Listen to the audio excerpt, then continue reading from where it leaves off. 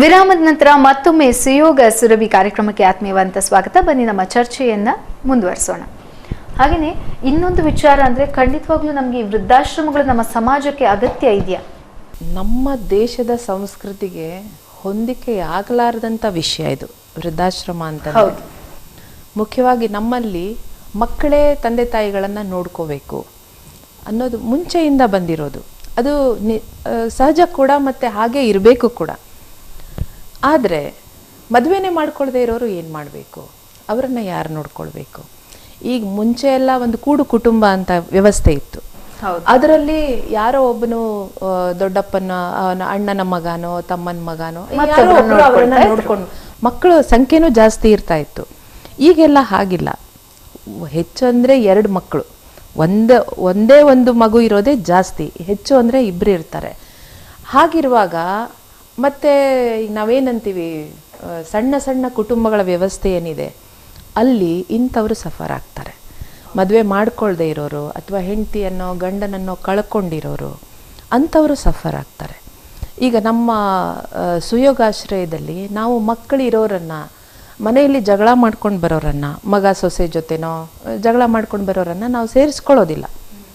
ಆ ಒಂದು ವ್ಯವಸ್ಥೆ ನಮ್ಮಲ್ಲಿಲ್ಲ. ನಾನು ಕೌನ್ಸಿಲಿಂಗ್ ಮಾಡಿ ಅವರನ್ನು ಮತ್ತೆ ಅವರ ಮನೆಗೆ ವಾಪಸ್ ಬಿಟ್ಟು ಬರ್ತೇನೆ. ಆದರೆ ಇಂಥವ್ರನ್ನ ಏನು ಮಾಡಬೇಕು? ಅವರಿಗೆ ಒಂದು ವ್ಯವಸ್ಥೆ ಆಗಲೇಬೇಕಲ್ಲ. ಅವ್ರು ಹೇಗೋ ಮಾಡ್ಕೊಂಡಿರ್ತಾರೆ, ಒಂದು ಹಂತದವರೆಗೂ ತಮ್ಮ ಕೈಯಲ್ಲಿ ಆಗೋ ತನಕನೂ ಜೀವನ ಮಾಡಿರ್ತಾರೆ. ಅದ್ರ ನಂತರ ಅವರೆಲ್ಲಿ ಹೋಗಬೇಕು? ಅದು ಬರೋದು ಸಮಸ್ಯೆ. ಅಂಥವ್ರ ಸಲುವಾಗಿ ನಾವು ಆಶ್ರಮ ಮಾಡಿರೋದು. ಹಾಗಾಗಿ ವೃದ್ಧಾಶ್ರಮ ಅಂತ ಏನು ಮಕ್ಕಳಿದ್ದವರು ತಗೊಂಡು ಹೋಗಿ ಅಲ್ಲಿ ಬಿಟ್ಟು ಬರ್ತಾರೆ, ಅಥವಾ ಮಕ್ಕಳ ಜೊತೆ ಜಗಳ ಮಾಡಿಕೊಂಡು ತಂದೆ ತಾಯಿ ಏನು ವೃದ್ಧಾಶ್ರಮಕ್ಕೆ ಹೋಗ್ತಾರೆ, ಅದು ಎರಡೂ ತಪ್ಪೆ ನನ್ನ ಪ್ರಕಾರ. ಹಾಗಾಗಿ ಆಶ್ರಮದಲ್ಲಿ ಏನಿದೆ ಅಂದ್ರೆ, ಮಕ್ಕಳಿಗೆ ನನ್ನ ತಂದೆ ತಾಯಿನ ನನಗೆ ನೋಡ್ಕೊಳ್ಳಿಕ್ ಟೈಮ್ ಇಲ್ಲ, ನನ್ನ ತಂದೆ ತಾಯಿಗಳನ್ನ ನೋಡ್ಕೊಳ್ಳಿಕ್ ಸಾಧ್ಯವಾಗೋದಿಲ್ಲ ಅಂತವರಿಗೆ ಅಲ್ಲಿ ಆಶ್ರಯ ಖಂಡಿತವಾಗ್ಲೂ ಟೆಂಪರರಿ ಕೊಡ್ತೇವೆ ನಾವು. ಅಂದ್ರೆ ಈ ಕೆಲವಷ್ಟು ಜನ ಮನೇಲಿ ವಯಸ್ಸಾದವ್ರು ಇದ್ದಾರೆ ಅಂತ ಮಗ ಸೊಸೆಗೆ ಎಲ್ಲೂ ಹೋಗ್ಲಿಕ್ಕೆ ಆಗ್ತಾ ಇರೋದಿಲ್ಲ. ಅಂದ್ರೆ ಅವರು ಸಂಪೂರ್ಣ ಅವರ ಜೀವನದ ಕೆಲವಷ್ಟು ಖುಷಿಗಳನ್ನ ಅವ್ರು ತ್ಯಾಗ ಮಾಡ್ಬೇಕಾಗತ್ತೆ. ಮನೇಲಿ ವಯಸ್ಸಾದವರಿದ್ದಾಗ ಬಿಟ್ಟು ಹೋಗೋದಕ್ಕಾಗೋದಿಲ್ಲ. ಅಂಥವ್ರಿಗೆ ಅವರೆಲ್ಲೋ ಹೋಗ್ತಾರೆ ಅಂದ್ರೆ 1 ತಿಂಗಳ ಮಟ್ಟಿಗೋ 2 ತಿಂಗಳ ಮಟ್ಟಿಗೋ ಆ ಥರ ನಮ್ಮಲ್ಲಿ ವ್ಯವಸ್ಥೆ ಇದೆ. ಹೊರತು ಪರ್ಮನೆಂಟ್ ಆಗಿ ಇಲ್ಲೇ ತಂದು ಬಿಡ್ತೀನಿ ಅಂದ್ರೆ ನಾವು ಇಟ್ಕೊಳ್ಳೋದಿಲ್ಲ ಅಂತ. ಹಾಗೇನೆ ನೀವು ಒಬ್ಬ RSS ಹಿನ್ನೆಲೆಯಿಂದ ಬಂದವರು, ಸೊ ಇದು ಕೂಡ ನಿಮ್ಗೆ ಏನಾದ್ರೂ ಪ್ರೇರಣೆ ಆಯ್ತಾ? ಖಂಡಿತ. ಅದರಿಂದ ಬಹಳ ಒಂದು ನನಗೆ ಸ್ಫೂರ್ತಿ ಸಿಕ್ಕಿದೆ. ಯಾಕಂದರೆ ನಿಸ್ವಾರ್ಥ ಸೇವೆ ಮತ್ತು ನಾನು ಇದನ್ನು ಒಂದು ದೇಶ ಸೇವೆ ಅಂತ ಕೂಡ ಮಾಡ್ತಾ ಇದ್ದೇನೆ. ದೇವರು ಶಕ್ತಿ ಕೊಟ್ಟರೆ ಈಗ ನೋಡ್ಕೊಳ್ತಾ ಇರೋ 48 ಜನರ ಜೊತೆಗೆ ದೇಶದಲ್ಲಿರೋ ಎಲ್ಲ ಈ ಥರ ಅನಾಥರು ನಿರ್ಗತಿಕರಿಗೂ ಒಂದು ಆಶ್ರಯವಾಗುವಂಥ ಶಕ್ತಿ ಕೊಟ್ಟರೆ ಅದನ್ನು ಕೂಡ ಮಾಡಬೇಕನ್ನೋದು ನನ್ನ ಮನಸ್ಸಲ್ಲಿದೆ. ಅದು ಖಂಡಿತ ಈ ಹಿನ್ನೆಲೆ ನನಗೆ ಸಹಾಯ ಮಾಡುತ್ತೆ RSS ಇಂದ. ಸೊ RSS ಅನ್ನೋದು ಹಿಂದುತ್ವವನ್ನ ಪ್ರತಿಪಾದಿಸುತ್ತೆ. ಸೊ ನೀವು ಕೂಡ ಹಿಂದುತ್ವವನ್ನ ಪ್ರತಿಪಾದಿಸೋರು. ಸೊ ನಿಮ್ಮ ಆಶ್ರಮದಲ್ಲಿ ಏನಾದ್ರೂ ಹೀಗೆ ಕೇವಲ ಹಿಂದೂಗಳಿಗೆ ಮಾತ್ರ ಅಂತಿದೆಯಾ, ಅಥವಾ ಬೇರೆ ಇತರ ಜಾತಿಯವ್ರನ್ನೂ ಕೂಡ ನೀವೇನಾದ್ರೂ ವೃದ್ಧಾಶ್ರಮದಲ್ಲಿ ಸೇರಿಸ್ಕೊಳ್ತೀರಾ? ನಾನು ಹಿಂದೂ. ನನ್ನ ಧರ್ಮದ ಬಗ್ಗೆ ನನಗೆ ಗೌರವ ಇದೆ, ಶ್ರದ್ಧೆ ಇದೆ, ಹೆಮ್ಮೆ ಇದೆ ನಾನು ಹಿಂದೂ ಅನ್ನೋದ್ರ ಬಗ್ಗೆ. ಆದರೆ ನನ್ನ ಆಶ್ರಮದಲ್ಲಿ ನಾನು ಅದನ್ನು ನಡೆಸ್ಕೊಳ್ತಾ ಇಲ್ಲ. ಅಲ್ಲಿ ಹೋದಾಗ ನನಗೆಲ್ಲರೂ ಮನುಷ್ಯರು ಅಷ್ಟೇ. ಅಲ್ಲಿ ಎಲ್ಲ ಥರದ ಎಲ್ಲ ಜಾತಿ ಧರ್ಮಗಳವರು ಇದ್ದಾರೆ. ನಾವು ಈ ಜಾತಿ ಧರ್ಮ ಕೇಳೋದೇ ಇಲ್ಲ. ಬಂದಾಗ ಮಕ್ಕಳಂತೂ ನಮಗೆ ಗೊತ್ತೇ ಆಗೋದಿಲ್ಲ, ತಂದು ಬಿಟ್ಟು ಹೋಗ್ಬಿಡ್ತಾರೆ. ಅವ್ರು ಯಾವ ಧರ್ಮ ಯಾವ ಜಾತಿ ಏನೂ ನಮಗೆ ಗೊತ್ತಾಗೋದಿಲ್ಲ. ನನ್ನ ಹತ್ರ ಬಂದಾಗ ಅವ್ರು ನನ್ನ ಮಕ್ಕಳು, ಅವ್ರು ವಯಸ್ಸಾದವರಿರಲಿ ಚಿಕ್ಕವರಿರಲಿ, ಅವ್ರು ನನ್ನ ಮಕ್ಕಳು ಅಷ್ಟೇ. ಅವ್ರ ಧರ್ಮ ಜಾತಿ ಯಾವುದನ್ನು ನೋಡೋದಿಲ್ಲ.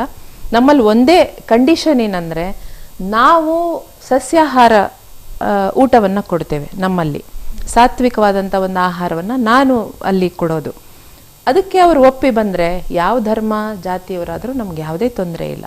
ಅದನ್ನು ನಾವು ಅಲ್ಲಿ ಪರಿಗಣಿಸೋದಿಲ್ಲ. ಓಕೆ. ಹಾಗೆಯೇ ಈ ನಮ್ಮ ಸಮಾಜದಲ್ಲಿ ನೀವು ಆಗ ಹೇಳ್ತಿದ್ದಂಗೆ ತಂದೆ ತಾಯಿಗಳಿಗೆ ಅಂದರೆ ಮಕ್ಕಳಿಗೆ ಬೇಡವಾದಂತಹ ತಂದೆ ತಾಯಿಗಳೇ ಹೆಚ್ಚು ಜನ ಇರ್ತಾರೆ. ಈಗ ನಿಮ್ಮ ಆಶ್ರಮದಲ್ಲಿ ಕೇವಲ ನೀವು ನಿರ್ಗತಿಕರಿಗೆ ಮಾತ್ರ ನೀವು ಆಶ್ರಯವನ್ನು ಕೊಡ್ತಾ ಇದ್ದೀರಿ. ಆದರೆ ಇನ್ನು ಎಷ್ಟೋ ಜನ ಆ ಮನಸ್ಥಿತಿಯಲ್ಲಿ, ಆಲ್ಮೋಸ್ಟ್ ಒಂದು 70% ಜನ ಆ ಮನಸ್ಥಿತಿಯಲ್ಲಿ ಇರ್ತಾರೆ. ಅವ್ರಿಗೆ ಏನು ಹೇಳಬೇಕು ಅಂತ ಇಷ್ಟಪಡ್ತೀರಿ? ಅಂದರೆ ಇಂಥವ್ರು ನಿಮ್ಮ ಸಮಾಜದಲ್ಲಿ ನಿರ್ಗತಿಕರು ಇದ್ದಾರೆ, ಆದರೆ ನೀವು ನೋಡ್ಕೊಳ್ಳುವಂಥ ಮಕ್ಕಳಿದ್ದಾರೆ, ತಂದೆ ತಾಯಿಗಳನ್ನ ನೋಡ್ಕೊಳ್ಳುವಂಥ ಮಕ್ಕಳಿಗೆ ನೀವೇನು ಮೆಸೇಜನ್ನು ಕೊಡಬೇಕು ಅಂತ ಇಷ್ಟಪಡ್ತೀರಿ? ಈಗ ನಾನು ಹೇಳೋದು ಅಂತಂದರೆ, ನಮ್ಮ ಆಶ್ರಮದಲ್ಲಿ ಮಕ್ಕಳಿರೋರಿಗೆ ನಾವು ಅವಕಾಶ ಕೊಡೋದಿಲ್ಲ. ಈ ಮಕ್ಕಳಿಗೆ ತಂದೆ ತಾಯಿಗಳನ್ನ ನೋಡ್ಕೊಳ್ಳೋದು ಕೆಲವಷ್ಟು. ಯಾಕಂದ್ರೆ ನಿಮ್ಮ ಆಶ್ರಮ ಅಲ್ಲ ಅಂದ್ರೆ ಮತ್ತೊಂದು ಆಶ್ರಮಕ್ಕೆ ತಗೊಂಡು ಹೋಗ್ಬಿಡ್ತಾರೆ. ಹೋಗ್ತಾರೆ ಖಂಡಿತ ಹೋಗ್ತಾರೆ. ಆದ್ರೆ ಅದನ್ನ ಬದಲಾವಣೆ ಮಾಡೋದಕ್ಕೆ ನನ್ನ ಹತ್ರ ಆಗೋದಿಲ್ಲ. ಈಗೇನ್ ನಡ್ಕೊಂಡು ಬರ್ತಾ ಇದೆ ಅದು ನಿಜವಾಗ್ಲೂ ಆತಂಕಕಾರಿ ಬೆಳವಣಿಗೆ ಅದು. ಹೌದು, ಖಂಡಿತವಾಗ್ಲೂ. ಆದ್ರೆ ಅದನ್ನ ಬದಲಾವಣೆ ಮಾಡೋದಕ್ಕೆ ನನ್ನ ಹತ್ರ ಆಗೋದಿಲ್ಲ. ಯಾಕಂದ್ರೆ ನಾನು ನನ್ನ ಸಿದ್ಧಾಂತವನ್ನ ನನ್ನ ಆಶ್ರಮಕ್ಕೆ ಮಾತ್ರ ಸೀಮಿತ ಮಾಡ್ಕೋಬಹುದೇ ಹೊರತು ಬೇರೆಯವರಿಗೆ ಇದನ್ನು ಹೇಳೋದಕ್ಕಾಗೋದಿಲ್ಲ.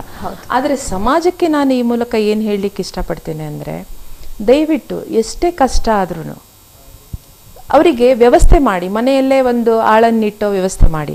ಅಥವಾ ನಿಮ್ಗೆ ಅವ್ರನ್ನ ಬಿಟ್ಟು ಹೋಗೋದಕ್ಕೆ ಕಷ್ಟ ಅಂದಾಗ ನಮ್ಮ ಆಶ್ರಮಕ್ಕೆ ಕೆಲವಷ್ಟು ದಿನ ಅವ್ರನ್ನ ಕರ್ಕೊಂಡು ಬಂದು ಬಿಟ್ಟು ನೀವೆಲ್ಲ ಹೋಗಿ ಬಂದು ಮತ್ತೆ ಅವ್ರನ್ನ ಕರ್ಕೊಂಡು ಹೋಗಿ. ಅಂದರೆ ಅದೊಂದು ಹೊರೆ ಆಗಬಾರ್ದು.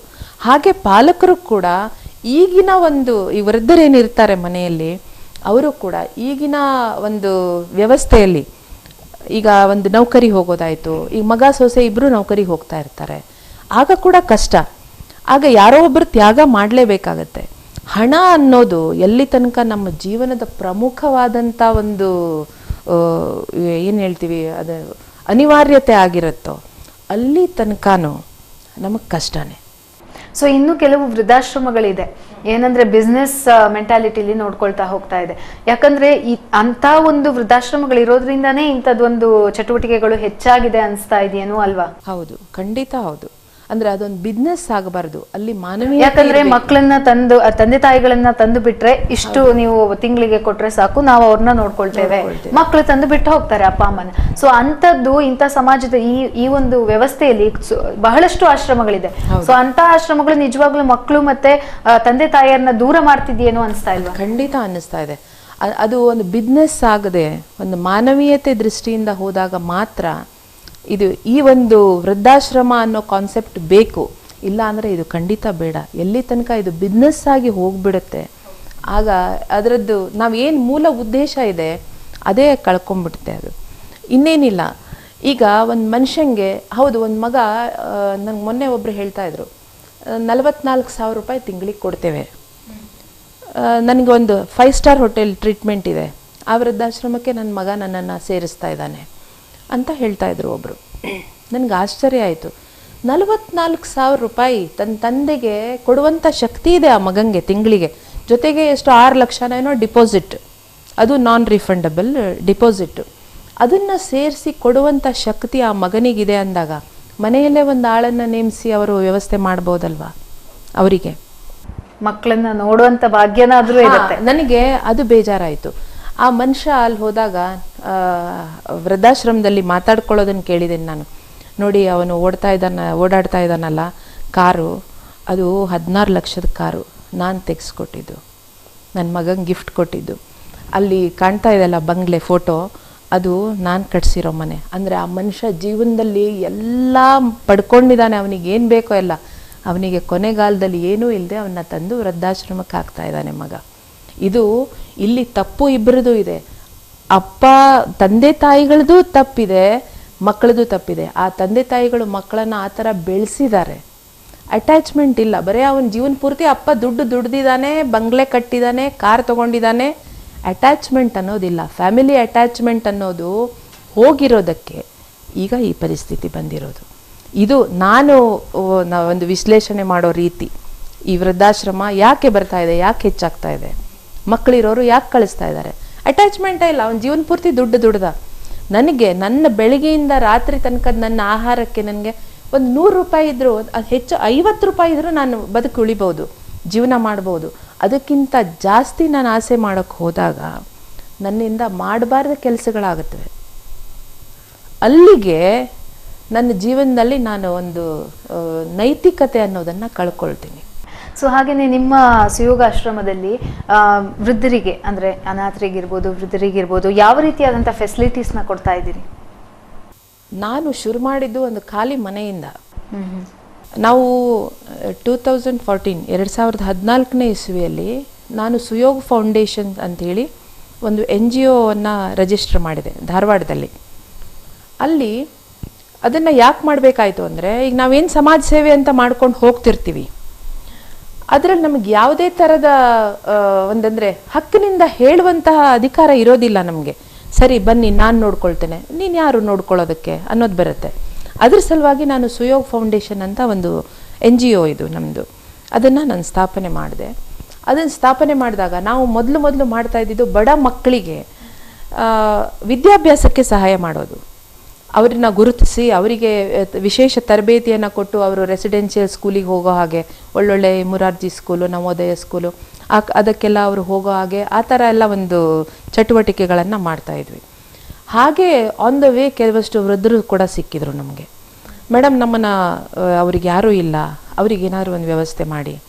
ಇಲ್ಲ ಅನ್ಲಿಕ್ಕಾಗೋದಿಲ್ಲ, ಮೊದಲೆಯಿಂದ ಸ್ವಲ್ಪ ಭಾಳ ಮನಸ್ಸು ಮೃದು ಇಂಥ ವಿಷಯದಲ್ಲಿ. ನನಗೆ ನೋಡ್ಕೊಳ್ತೇನೆ ಅಂತ ಹೇಳೇನೋ ಬಂದಿದ್ದೇನೆ, ಹೇಗೆ ನೋಡ್ಕೊಳ್ಳೋದು? ಅಲ್ಲಿ ತನಕ ನಾನು, ನನ್ನ ಗಂಡ, ನನ್ನ ಮಕ್ಕಳು ಅಷ್ಟೇ. ನನಗೆ ಬೇರೆ ಪ್ರಪಂಚ ಅಂದರೆ ಆಗ್ತಾ ಇರಲಿಲ್ಲ ನಮ್ಮ ಹತ್ರ ಅನ್ನೋದೊಂದು ಭಾವನೆ ಇತ್ತು ಮನಸ್ಸಲ್ಲಿ. ಆವಾಗ ಅವರನ್ನು ತಗೊಂಡು ಹೋಗಿ ಬೇರೆ ಬೇರೆ ವೃದ್ಧಾಶ್ರಮಗಳಿಗೆ ಸೇರಿಸಿ ಅವ್ರ ಖರ್ಚು ವೆಚ್ಚಗಳನ್ನು ನಾನು ನೋಡ್ಕೊಳ್ತಾ ಇದ್ದೆ. ಆಗ ನನಗೇನು ಟೆನ್ಷನ್ ಇರಲಿಲ್ಲ. ಹಾಗೋ ಹೀಗೋ ಕಷ್ಟಪಟ್ಟು ಅವ್ರಿಗೆ ಒಂದು ಸ್ವಲ್ಪ ದುಡ್ಡು ಕೊಟ್ಟರೆ ಮುಗ್ದಿತ್ತು. ಇದು ಕೇಸು 1 ಆಯಿತು, 2 ಆಯಿತು, 15 ಆಯಿತು, 20 ಆಯಿತು, ಈಗ ಹತ್ತತ್ರ 50 ಹತ್ರ ಬಂದಿದೆ. ಈಗ ನನಗೆ ಸ್ವಲ್ಪ ಸಮಾಜದ ಸಹಾಯ ಬೇಕು ಇದಕ್ಕೆ ಅಂತ ಅನ್ನಿಸ್ತಾ ಇದೆ. ಎಲ್ಲಿ ತನಕ ನನ್ನ ಹತ್ರ ಆಗತ್ತೆ ನಾನೇ ನೀರಲ್ಲಿ ಬಿದ್ದು, ಯಾಕಂದರೆ ನಾನು ಮಾಡ್ಕೊಂಡಿರೋದು, ಅದು ನನ್ನ ಖುಷಿಗೆ ಅಂತ ನಾನು ಮಾಡ್ಕೊಂಡಿರೋದು, ಅದು ನನಗೆ ಭಾರ ಅಂತ ನಾನು ಹೇಳಲ್ಲ ಯಾವಾಗಲೂ. ಆದರೆ ಅವ್ರಿಗೆ ಮ್ಯಾಕ್ಸಿಮಮ್ ನನ್ನ ಕೈಯಲ್ಲಾಗಿದ್ದು ಕೊಟ್ಟು ಮಾಡಬೇಕು. ಈಗ ನೋಡಿ, ಒಂದು ರೋಡ್ ಸೈಡಿಗೆ ಒಂದು ಮನುಷ್ಯ ಬಿದ್ದಿರ್ತಾನೆ, ರೈಲ್ವೆ ಸ್ಟೇಷನಲ್ಲೋ ಬಸ್ ಸ್ಟ್ಯಾಂಡಲ್ಲೋ ಮತ್ತೆಲ್ಲೋ ಒಂದು ಕಡೆ ಬಿದ್ದಿರ್ತಾನೆ. ಆ ಮನುಷ್ಯನಿಗೆ ಏನೂ ಯಾರೂ ಇರೋದಿಲ್ಲ, ಏನೂ ಫೆಸಿಲಿಟೀಸ್ ಇರೋದಿಲ್ಲ. ಅವನಿಗೆ ನಾನು ಒಂದು ಮಲ್ಕೊಳ್ಳೋದಕ್ಕೆ ಜಾಗ, ಒಂದು ಊಟ ಮಾಡೋದಕ್ಕೆ ಸ್ವಲ್ಪ ಅನ್ನ, ತೊಟ್ಕೊಳ್ಳೋದಕ್ಕೆ ಬಟ್ಟೆ, ಇಷ್ಟು ಕೊಟ್ಟರೆ ಅವನ ಅವಶ್ಯಕತೆ ಮುಗಿಯುತ್ತೆ. ಆದರೆ ಅವರಿಗೆ ನಮ್ಮಲ್ಲಿ ನಾನು ಸೋಲಾರ್ ವಾಟರ್ ಹೀಟರ್ ಹಾಕಿ ಬಿಸಿ ನೀರು, ವಯಸ್ಸಾದವರಿಗೆ ಸ್ವಲ್ಪ ಬಿಸಿ ನೀರು ಸ್ನಾನ, ಆಮೇಲೆ ಅವ್ರಿಗೆ ದಿನಾಲು ಬೆಳಿಗ್ಗೆ ತಿಂಡಿ, ದಿನಾಲು ಒಂದೊಂದು ಥರದ್ದು ಡಿಫ್ರೆಂಟಾಗಿರೋ ತಿಂಡಿ ನಾನೇ ಮಾಡಿ ಹಾಕ್ತೇನೆ ನನ್ನ ಕೈಯಾರೆ. ಹಾಗೆ ಮಧ್ಯಾಹ್ನದ ಊಟ ಕೂಡ ನಿನ್ನೆದು ಅನ್ನೋದನ್ನು ನಾವೇನು ಬಳಸೋದಿಲ್ಲ, ಅದೊಂದು ನಮ್ಮದು ತತ್ವ ಇದೆ. ಆವತ್ತಿನ ದಿವಸ ಫ್ರೆಶ್ ಆಹಾರ ಅವ್ರಿಗೆ ಮಾಡಿ ಬಡಿಸೋದು, ಅದು ಸ್ವತಃ ನನ್ನ ಕೈಯಿಂದ ನಾನು ಮಾಡಿ ಬಡಿಸ್ತೇನೆ ಅವರಿಗೆ, ಅದು ನಮ್ಮದು ವಿಶೇಷ. ಮತ್ತು ಅವರಿಗೆ ರೂಮೆಲ್ಲ ಒಳ್ಳೆ ಮನೆಯೇ ನಾನು ಬಾಡಿಗೆಗೆ ತೊಗೊಂಡಿದ್ದೇನೆ. ಈಗ ಸದ್ಯ ಬಾಡಿಗೆ ಕಟ್ಟಡದಲ್ಲಿ ನಡೀತಾ ಇದೆ ನಮ್ಮದು, ಒಳ್ಳೆ ಮನೆಯೇ ಬಾಡಿಗೆಗೆ ತೊಗೊಂಡಿದ್ದೇನೆ. ಅವರಿಗೆ ಅಟ್ಯಾಚ್ಡ್ ಬಾತ್ರೂಮು, ಟಾಯ್ಲೆಟು ಅದನ್ನೆಲ್ಲ ಕ್ಲೀನಾಗಿ ಇಡ್ತೇನೆ. ಮತ್ತು ಕೆಲವಷ್ಟು ದಾನಿಗಳು ಬಹಳ ಸಾಮಾನುಗಳನ್ನು ನಮಗೆ ಕೊಟ್ಟಿದ್ದಾರೆ. ಅದರಲ್ಲೂ ಈಗ ವಾಟ್ಸ್ಯಾಪು, ಫೇಸ್ಬುಕ್ ಆ ಥರ ಗ್ರೂಪ್ಗಳನ್ನು ಏನು ಮಾಡಿರ್ತಾರೆ, ಅದರಲ್ಲಿ ನಾವು ನಮ್ಮಿಷ್ಟ ಅನ್ನೋ ಗ್ರೂಪ್ನವರು ನಮಗೊಂದು ವಾಷಿಂಗ್ ಮೆಷಿನ್ ಕೊಟ್ಟಿದ್ದಾರೆ. ಅದೊಂದು ತುಂಬ ನಮಗೆ ಸಹಾಯ ಆಗುವಂಥ ಇಂಥ ದಾನಿಗಳಿಂದ ಬಂದಾಗ ನಮಗೆ ಬಹಳ ಸಹಾಯ ಆಗುತ್ತೆ ಇಂಥದ್ದೆಲ್ಲ. ಹೌದು, ರಾಜಾರಾಮ್ ಹೆಗಡೆ ಅಂತ ಸಿದ್ದಾಪುರದ ಒಬ್ಬರು ಉದ್ಯಮಿ, ಅವರು ನಮಗೆ ಒಂದು ರೆಫ್ರಿಜರೇಟರ್, ದೊಡ್ಡದು ಒಂದು ರೆಫ್ರಿಜರೇಟರ್ ಕೊಟ್ಟಿದ್ದಾರೆ. ಆಮೇಲೆ GL ಹೆಗಡೆ ಅಂಥೇಳಿ ಎಜುಕೇಷನ್ ಡಿಪಾರ್ಟ್ಮೆಂಟಲ್ಲಿ ತುಂಬ ಹೈಯರ್ ಪೋಸ್ಟಲ್ಲಿದ್ದು ರಿಟೈರ್ ಆಗಿರುವಂಥವ್ರು, ಅವರು ತಮ್ಮ ಪತ್ನಿ ಜಾನಕಿ ಹೆಗಡೆ ಅವರ ಸ್ಮರಣಾರ್ಥವಾಗಿ ನಮಗೆ ಹಾಸ್ಪಿಟಲ್ ಕಾಟು, ಆಮೇಲೆ water bed, Walkaroo, wheel chair ಇವುಗಳನ್ನೆಲ್ಲ ದಾನ ಮಾಡಿದ್ದಾರೆ. ಈ ಥರ ಕೆಲವಷ್ಟು ದಾನಿಗಳಿಂದ ಬಂದಂತಹ ಐಟಮ್ಸ್ ಏನಿದೆ ಅದರಿಂದ ನಮ್ಗೆ ಇನ್ನೂ ಫೆಸಿಲಿಟೀಸನ್ನು ಜಾಸ್ತಿ ಕೊಡೋದಕ್ಕೆ ತುಂಬ ಸಹಾಯ ಆಗ್ತಾ ಇದೆ. ಅರುಣ್ ಕುಮಾರ್ ಕೆಕ್ಕಾರ್ ಅಂತ ಹೇಳಿ ಇಲ್ಲೇ ಕೆಕ್ಕಾರ್, ಕುಮಟಾ ತಾಲೂಕು ಕೆಕ್ಕಾರ್ನವರು, ಅವರು ನಮ್ಗೆ 2 ಲಕ್ಷ ರೂಪಾಯಿಗಳ ಧನ ಸಹಾಯವನ್ನು ಮಾಡಿದ್ದಾರೆ. ಹೀಗೆ ಅನೇಕ ದಾನಿಗಳು, ಹವಿ ಸವಿ ಅನ್ನೋ ಒಂದು ಗ್ರೂಪಿಂದ ನಮಗೆ ಬಹಳಷ್ಟು ದಾನಿಗಳು ನಮ್ಮ ಆಶ್ರಮಕ್ಕೆ ದಿನದ ಊಟದ ವೆಚ್ಚವನ್ನು ಭರಿಸಿದ್ದಾರೆ, ಅಥವಾ ಯಾವುದೋ ಒಂದು ಸಾಮಾನನ್ನು ದಾನ ರೂಪವಾಗಿ ಕೊಟ್ಟಿದ್ದಾರೆ. ಪ್ರತಿಯೊಂದು ಆಶ್ರಮಕ್ಕೆ ಸದ್ಬಳಕೆಯಾಗ್ತಾ ಇದೆ. ಅದು ನಂದೇ ಒಂದು ತತ್ವ ಏನಿದೆ ಅಂದರೆ, ಆಶ್ರಮದಲ್ಲೂ ಕೂಡ ಹೆಚ್ಚಾಗಿ ಬಂದರೆ ನಾನು ತಗೊಳ್ಳೋದಿಲ್ಲ. ಅದನ್ನು ನಮಗೇನು ಅವಶ್ಯಕತೆ ಇದೆ ಅದನ್ನಷ್ಟೇ ನಾವು ಕೇಳ್ತೇವೆ, ಅದನ್ನೇ ಕೊಡಲಿ ಅಂತ ನಾವು ಇಷ್ಟಪಡ್ತೇವೆ. ಬಹಳಷ್ಟು ದಾನಿಗಳು ನಮಗೆ ಸಹಾಯ ಮಾಡ್ತಾ ಇದ್ದಾರೆ. ಅದರಿಂದ ಇವರಿಗೆ ಇನ್ನೊಂದು ಸ್ವಲ್ಪ ಮೆಡಿಕಲ್ ಫೆಸಿಲಿಟಿ ಆಯಿತು, ಕೆಲವಷ್ಟು ಜನ ಮೆಡಿಸಿನ್ಸ್ ಕಳಿಸ್ತಾರೆ ನಾವು ಲಿಸ್ಟ್ ಕೊಟ್ಟರೆ. ಅಂಥದ್ರಿಂದೆಲ್ಲ ನನಗೆ ಇಲ್ಲಿ ಅವ್ರನ್ನ ಸ್ವಲ್ಪ ಇನ್ನೂ ಚೆನ್ನಾಗಿ ನೋಡ್ಕೊಳ್ಳೋದಕ್ಕೆ ಸಹಾಯ ಆಗ್ತಾ ಇದೆ. ಸೊ ಹಾಗೇನೆ ನೀವು ದಾನಿಗಳು ಕೆಲವೊಂದಷ್ಟು ವಸ್ತುಗಳನ್ನ ನಿಮ್ಮ ಆಶ್ರಮಕ್ಕೆ ಕೊಟ್ಟಿದ್ದಾರೆ ಅಂತ ಹೇಳ್ತಾ ಇದ್ರಿ. ಸೊ ಅದು ಒಂದು ರೀತಿಯ ಸಹಾಯ. ಅದು ಬಿಟ್ಟು ನಿಮಗೆ ಏನಾದ್ರು ಸರ್ಕಾರದಿಂದ ಅಥವಾ ಮಠಗಳಿಂದ ಏನಾದರೂ ಸಹಾಯ ಸಿಕ್ಕಿದೆಯಾ? ನಾನು ಸರ್ಕಾರದಿಂದ ಇನ್ನೂ ತನಕ ಯಾವುದೇ ಥರ ಸಹಾಯ ಕೇಳಿಲ್ಲ. ಇದು ನಾನು NGO ಅಂದರೆ ಇದೆ ನಾನ್ ಗೌರ್ಮೆಂಟಲ್ ಆರ್ಗನೈಸೇಷನ್ ಅಂತ ಏನಿದೆ, ನಾನು ಅದನ್ನು ಅದೇ ಥರನೇ ನಡೆಸ್ಕೊಂಡು ಹೋಗ್ತಾ ಇದ್ದೇನೆ. ಇನ್ನೂ ತನಕ ನಾನು ಯಾವುದೇ ಸರ್ಕಾರದ ಸವಲತ್ತುಗಳನ್ನು ನಾನು ತಗೊಂಡಿಲ್ಲ. ಯಾಕಂದ್ರೆ ಈಗ ಇರೋದು ನಿಮ್ಮ ಒಂದು ಆಶ್ರಮದಲ್ಲಿ 50 ಜನ, ಇನ್ನೇನೋ ಮುಂದೆ ಹೋದಾಗ 200, 300 ಹೀಗೆ ಏನಾದ್ರೂ ಆಗ್ತಾ ಹೋಯ್ತು ಅಂದ್ರೆ ಖಂಡಿತವಾಗ್ಲೂ ಒಂದು ದಾನಿಗಳ ಸಹಾಯದಿಂದ ಅಷ್ಟು ಜನರ ಒಂದು ಪೂರೈಕೆ ಮಾಡ್ಲಿಕ್ಕೆ ಸಾಧ್ಯ ಆಗ್ಲಿಕ್ಕಿಲ್ಲ. ಸೊ ಆವಾಗ ಆಗಬಹುದು, ಆದರೆ ಇನ್ನೂ ತನಕ ನಾನು ತಗೊಂಡಿಲ್ಲ. ಮುಂದೆ ನನಗೆ ಅವಶ್ಯಕತೆ ಬರಬಹುದು, ಆ ಸಮಯದಲ್ಲಿ ಖಂಡಿತ ನಾನು ಸರ್ಕಾರದ ಸಹಾಯವನ್ನು ಕೇಳಬೇಕು ಅಂದ್ಕೊಂಡಿದ್ದೇನೆ. ಆದರೆ ಎಲ್ಲಿ ತನಕ ಜನರಿಗೆ ಕೊಡೋ ಮನಸ್ಸಿದೆಯೋ ಅಲ್ಲಿ ತನಕ ಆರಾಮಾಗಿ ನಡೆಯುತ್ತೆ. ಈಗ ನನ್ನೊಬ್ಬಳಿಂದ ಆಗೋ ಕೆಲಸ ಅಲ್ಲ ಇದು. ಈ ಸ್ಟೇಜಲ್ಲಿ ನನ್ನೊಬ್ಬಳಿಂದ ಇದು ನಡೆಯೋದಿಲ್ಲ. ಯಾಕಂದರೆ 4 ಜನರ ಸಂಸಾರಕ್ಕಾಗೋದನ್ನು ದುಡಿಯುತ್ತಾ ಇರುವಂಥ ನನ್ನ ಯಜಮಾನರು, ಅದರಲ್ಲಿ 48 ಜನರನ್ನ ಸಾಕ್ತಾ ಇದ್ದೀವಿ ನಾವು. ನಮ್ಮದೊಂದು ಸಿಂಪಲ್ ಲೈಫು, ಮುಂಚೆಯಿಂದನೂ ನಾವು ಯಾವತ್ತೂ ಹೈಫೈ ಲೈಫಿಗೆ ಹೋಗಿಲ್ಲ. ಆ ಸಿಂಪಲ್ ಲೈಫಲ್ಲಿ ನಾವು 48 ಜನರನ್ನ ನೋಡ್ಕೊಳ್ತಾ ಇದ್ದೀವಿ. ಅದ್ರ ಜೊತೆ ದಾನಿಗಳ ಸಹಾಯ ಇದೆ, ಅದರಲ್ಲಿ ಇಲ್ಲಿ ತನಕ ಬಂದಿದ್ದೀನಿ ನಾನು. ನೀವು ಅಂದಂಗೆ ಇನ್ನು ಮೇಲೆ ಜಾಸ್ತಿ ಜನ ಆದರೆ ಖಂಡಿತ ನಮಗೆ ಸಹಾಯ ಬೇಕೇ ಬೇಕಾಗತ್ತೆ. ಜನಪ್ರತಿನಿಧಿಗಳು ಹಾಗೆ ಉದ್ಯಮಿಗಳು, ಶ್ರೀಮಂತರು, ಅಂದರೆ ದೇವರು ನಿಮಗೆ ಸಾಕು ಅಂತ ಹೇಳಿ ಹೆಚ್ಚಿಗೆ ಇನ್ನೂ ಏನು ಕೊಟ್ಟಿದ್ದಾನೋ ಅದರಲ್ಲಿ ಒಂದು ಸ್ವಲ್ಪ ಭಾಗನ ನಮಗೆ ಕೊಡಿ ಅಂತ. ಇನ್ನು ಮಠಗಳು ನನಗೆ ಮೋರಲಿ ಬಹಳ ಸಹಾಯವನ್ನು ಮಾಡ್ತಾ ಇರುವಂಥದ್ದು. ರಾಮಚಂದ್ರಾಪುರ ಮಠದ ಶ್ರೀ ರಾಘವೇಶ್ವರ ಸ್ವಾಮಿಗಳಾಯಿತು, ಹಾಗೆ ಸ್ವರ್ಣವಲ್ಲಿ ಮಠದ ಗಂಗಾಧರೇಂದ್ರ ಸರಸ್ವತಿ ಸ್ವಾಮಿಗಳಾಯಿತು. ಅವರೆಲ್ಲ ನಮಗೆ ನನ್ನ ಶಕ್ತಿ, ಅಂದರೆ ಅಲ್ಲಿಂದ ಬರ್ತಾ ಇರೋದು, ಅಲ್ಲಿಂದಾನೇ ನನಗೆ ಬರ್ತಾ ಇರೋದು ಶಕ್ತಿ ಅಂತ ನಾನು ಹೇಳ್ತೇನೆ. ಯಾಕಂದರೆ ಅವರೇ ನಮಗೆ ಪ್ರೇರಣೆ ಇಂಥ ಕೆಲಸ ಮಾಡೋದಕ್ಕೆ. ನೋಡಿ, ಎಲ್ಲವನ್ನ ತ್ಯಾಗ ಮಾಡಿ ಅವರು ಆ ಒಂದು ಜಾಗದಲ್ಲಿ ಹೋಗಿ ಕೂತ್ಕೊಂಡಿರ್ತಾರೆ. ಹೌದು, ಅದು ನನಗೆ ಪ್ರೇರಣೆ. ಹೌದು, ನನಗೆ ಬೇಕು ಅಂತ ಮಾಡ್ಕೊಳ್ಳೋದ್ರಲ್ಲಿ ಈ ಕೋಟಿ ಬಂದರೆ ಇನ್ನೊಂದು ಕೋಟಿ ಹೇಗೆ ಜೋಡಿಸೋದು ಅನ್ನೋದನ್ನೇ ವಿಚಾರ ಮಾಡ್ತೇವೆ ಹೊರತು ಜೀವನದ ಒಳ್ಳೊಳ್ಳೆ ಕ್ಷಣಗಳನ್ನು ಅನುಭವಿಸೋದನ್ನೇ ಮರೆತು ಬಿಡ್ತೇವೆ ನಾವು. ಆ ದುಡ್ಡನ್ನು ಬಂದಿದ್ದನ್ನು ಅನುಭವಿಸೋದಕ್ಕೆ ನಮಗೆ ಸಾಧ್ಯ ಆಗೋದಿಲ್ಲ. ಈಗ ಒಂದು ಮನುಷ್ಯನ ಮುಂದೆ ಅವನಿಗೆ ಎಲ್ಲ ಥರದ ಕಾಯಿಲೆಗಳು, BP-ನೋ ಶುಗರೋ ಇನ್ನೊಂದು ಕಾಯಿಲೆ, ನೀವು ಪಂಚಭಕ್ಷ ಪರಮಾನ್ನ ತೊಗೊಂಡೋಗಿಡಿ, ಅವನಿಗೆ ಅದನ್ನ ತಿನ್ನೋ ಯೋಗ ಇರೋದಿಲ್ಲ. ಹೌದು, ಅದನ್ನು ಕಳ್ಕೊಂಡ್ಬಿಡ್ತೀವಿ ನಾವು ಜೀವನದಲ್ಲಿ. ಈ ಹಣದ ಹಿಂದೆ ಎಲ್ಲಿ ತನಕ ಬೀಳ್ತೀವಿ ಅಲ್ಲಿ ತನಕ ನಾವು ಈ ಒಂದು ರಸಗಳಿಗೆಗಳನ್ನು ಕಂಡುಕೊಳ್ಳೋದಕ್ಕೆ ಸಾಧ್ಯನೇ ಇಲ್ಲ. ಇನ್ನು ಮುಂದೆ ಬಹಳಷ್ಟು ಯೋಜನೆಗಳನ್ನ ಇಟ್ಕೊಂಡಿದ್ದೀರಿ. ಒಂದು ವೇಳೆ ರಾಜಕೀಯದ ಸಪೋರ್ಟ್ ಏನೋ ಸಿಗದಿದ್ರೆ ಈ ಒಂದು ಯೋಜನೆಗಳನ್ನ ಕೈ ಬಿಡ್ತೀರಾ ಕೇಳ್ತೀನಿ. ಆದ್ರೆ ವೀಕ್ಷಕರೇ, ಕೇಳೋಣ ಒಂದು ಸ್ಮಾಲ್ ಬ್ರೇಕ್ ನಂತರ.